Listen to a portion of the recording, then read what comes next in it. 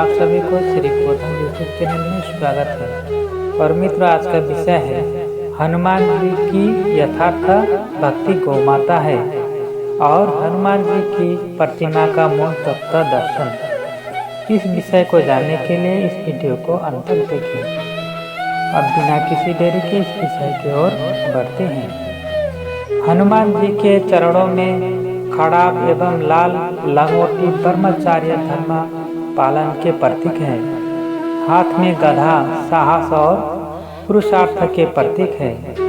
हृदय में भगवान राम और सीता की छवि सेवा और समर्पण धर्म के प्रतीक है। सर पर मुकुट शौर्य और साहस बल के प्रतीक है। समस्त शरीर में लाल सिंदूर का लेप ब्रह्म बल और ब्रह्म तेज के प्रतीक है। इस प्रकार इन सिद्धांतों का पालन किया जाना ही हनुमान जी के पूजा का मूल उद्देश्य है। हनुमान जी के मूर्ति का जितने आसन मंदिरों में विद्यमान पाए जाते हैं वे सभी ब्रह्मचार्य धर्म पालन और सूर्य नमस्कार योगासन से जुड़ा हुआ होता है। अतः हनुमान जी की आराधना का मूल तत्व दर्शन है। हम हनुमान जी के जैसा बनने का प्रयास करें, अर्थात ब्रह्मचार्य धर्म का पालन करते हुए सेवा धर्म को अपनाएं एवं अपने अंदर ब्रह्म बल और ब्रह्म तेज को धारण करें। अब जानेंगे हनुमान जी की दिव्य शक्ति। इस ब्रह्मांड में सर्वव्याप्त पंचतत्व की दिव्य शक्ति, जिसके अंतर्गत प्राण तत्व की सूक्ष्म शक्ति पूर्ण रूप से विद्यमान होता है।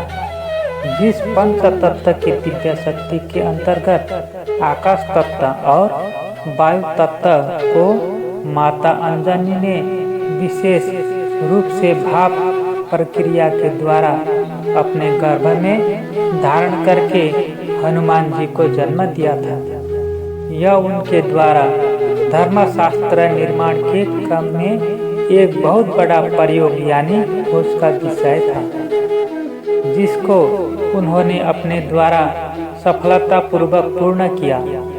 इसीलिए हनुमान जी का दूसरा नाम पवन पुत्र हनुमान पड़ा है। हनुमान जी के अंदर आकाश तत्व और वायु तत्व विशेष रूप से प्रभावशाली होने के कारण वे अपने सूक्ष्म शरीर के द्वारा आकाश मार्ग से विचरण करने में समर्थ थे। इसी कारण वे सूर्यलोक तक पहुंच गए थे, जिसे हनुमान जी की लीला के अंतर्गत अलंकारिक स्वरूप में दिखाया जाता है। हनुमान जी ने अपने मुख में सूर्य भगवान को निगल लिया था। हनुमान जी के अंदर आकाश तत्व और वायु तत्व का विशेष प्रभाव होने के कारण उनका मानव स्वरूप मानव की आकृति से भिन्न दिखाई देता है।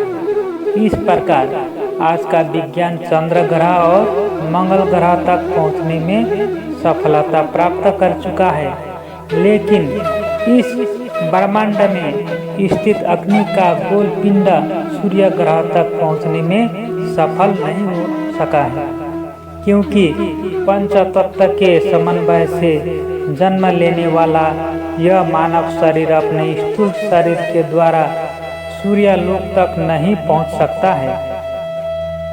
वह मानव जो आकाश तत्व और वायु तत्व के विशेष प्रभाव से हनुमान जी की तरह जन्म लिया हो और स्थूल सूक्ष्म कारण तीनों शरीर को देश काल परिस्थिति के अनुरूप प्रत्यक्ष रूप से धारण करने में सक्षम हो, वही देहधारी मनुष्य अपनी सूक्ष्म व शरीर के द्वारा सूर्यलोक तक पहुंच सकता है। जिस विद्या की सिद्धि के कारण ही हनुमान जी वायु मार्ग से विचरण करते हुए लंका तक पहुंचकर माता सीता जी का पता लगाने में सफल हुए थे।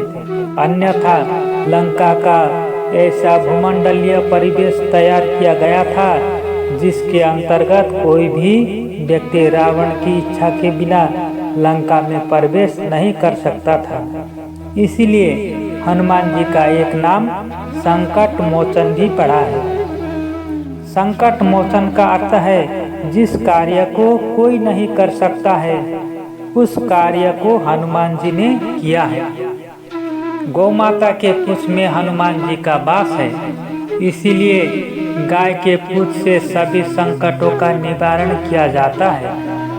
हनुमान जी के तरह गौ माता भी धर्म को धारण करती है, वह धर्म की रक्षा करती है, इसीलिए हनुमान जी के समस्त दिव्य शक्ति एवं सिद्धि गौ माता के साथ निहित है।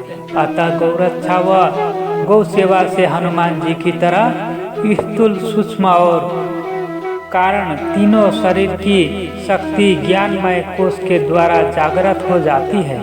अतः गाय की पूंछ पकड़कर हनुमान चालीसा पाठ करने से हनुमान चालीसा सिद्ध हो जाता है, सभी संकट टल जाती है, भूत प्रेत बाधा समीप नहीं आता है, सभी कार्य सिद्धि हो जाता है। तो मित्रों, इस विषय को यही विराम देता हूँ। मित्रों, आपने अभी तक इस चैनल को सब्सक्राइब नहीं किया है तो सब्सक्राइब कीजिए, लाइक कीजिए, शेयर कीजिए, अधिक जानकारी के लिए कमेंट कीजिए और फिर मिलेंगे और एक नए विषय के साथ। हनुमान जी की जय, गौ माता की जय, भारत माता की जय।